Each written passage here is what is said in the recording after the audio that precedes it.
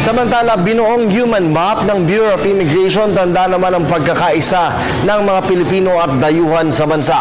Narito ang report. Sama-samang gumawa ng human map ang mga tauhan ng Bureau of Immigration bilang tanda ng patuloy na pagkakaisa ng mga Pilipino at dayuhan. Ang nasabing programa ay pinangunahan ni Immigration Commissioner Sigfred Mison kasama ang ilang empleyado bitbit ang kanilang ipinagmamalaking kasuotan mula sa iba't ibang lalawigan sa Luzon, Visayas at Mindanao.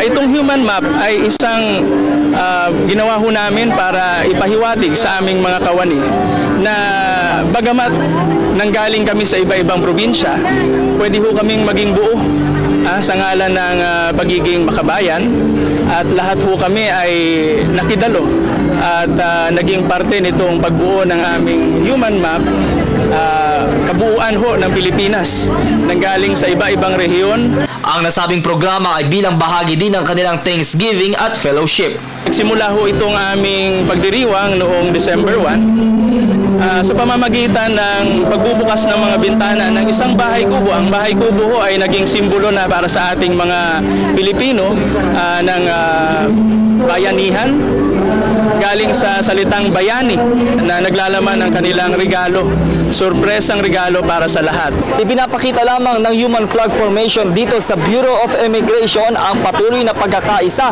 at pagsasama-sama ng mga Pilipino anumang pagsubok ang dumaan sa ating bansa. Ika nga sa isang kanta, tayo ay dapat maging proud na isang Pilipino dahil saan mang sulok ng mundo, Pilipino, konektado ka.